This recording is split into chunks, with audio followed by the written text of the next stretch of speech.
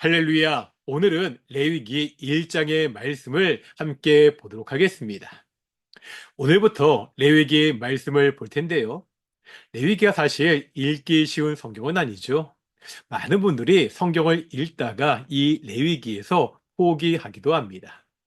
하지만 그렇게 포기하기에는 너무나 중요한 책입니다. 앞으로 이 레위기의 말씀을 함께 찬찬히 묵상해 보도록 하겠습니다. 레위기 말씀을 이해하기 위해서는 먼저 알아야 되는 것이 있습니다. 모세 오경은 본래 한 권의 책이라는 사실입니다. 우리는 지금 창세기, 출애굽기, 레위기, 민수기, 신명기 이렇게 독립된 5권의 책으로 보고 있습니다. 하지만 본래 모세 오경은 이렇게 나눠 있지 않았습니다. 한 권의 책이었습니다. 그렇다면 모세 오경을 이해할 때도 각 권의 책을 따로따로 이해하기보다는 연속적인 흐름을 가지고 이해해야 됩니다. 지금 레위기 말씀을 보고 있죠. 레위기는 그냥 레위기 1장에서 시작하지 않습니다. 출애굽기와 레위기는 이어져 있습니다. 그러면 출애굽기 마지막은 어떻게 마무리가 되었죠? 이스라엘 백성들이 하나님의 명령에 따라 성막을 세우는 것으로 끝이 납니다. 성막은 하나님이 임재하시는 하나님의 집입니다. 하나님과 이스라엘 백성들이 함께 거하는 집입니다. 이제 레위기는 이 하나님의 집에 이스라엘 백성들이 어떻게 들어갈 수 있는지, 하나님의 집에서 어떻게 하나님과 함께 지낼 수 있는지를 설명합니다. 하나님의 집에 어떻게 들어갈 수 있지요?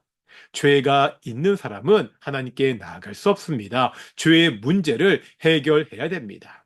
그래서 레위기 앞부분에는 속죄를 위한 제사 제도에 대해 설명합니다. 하나님의 집에서 어떻게 하나님과 함께 살 수 있습니까? 하나님은 거룩하신 분입니다. 거룩하신 하나님과 함께 살 수 있는 사람은 거룩한 사람이지요. 그래서 레위기에 보면은요, 제사에 대한 이야기가 끝나고 나면 세상과 구별된 거룩한 삶에 대한 말씀이 이어지고 있습니다. 우리는 앞으로 레위기를 통해서 어떻게 하나님께 나아갈 수 있는지, 또 어떻게 하나님과 동행하는 삶을 살 수 있는지를 배울 수 있을 것입니다. 오늘 본문 레위기 1장은 그 여러 제사 중에서 가장 먼저 번제를 소개합니다. 번제는 불로 다 태워드리는 제사입니다. 경제적인 형편에 따라 소나 약이나 염소와 같은 가축이나 혹은 산비둘기나 집비둘기로 제사를 드릴 수가 있었습니다. 보통 구약의 제사는 제사장이 주도합니다. 이 말이 제사를 드리는 제사자는 제물만 바치고 난 후에 그냥 구경하는 구경꾼이라는 말이 아닙니다. 제물만 가지고 오면 자동적으로 제사가 이루어지지 않습니다. 제사장의 역할이 있고요. 제사자의 역할이 있습니다. 제사를 드리러 온 그 사람, 제사자는 무엇을 하는지 보겠습니다. 먼저 4절 보시면은요. 그는 번제물의 머리에 안수할지니 그를 위하여 기쁘게 받으심이 되어 그를 위하여 속죄가 될 것이다. 여기서 그는 제사자입니다.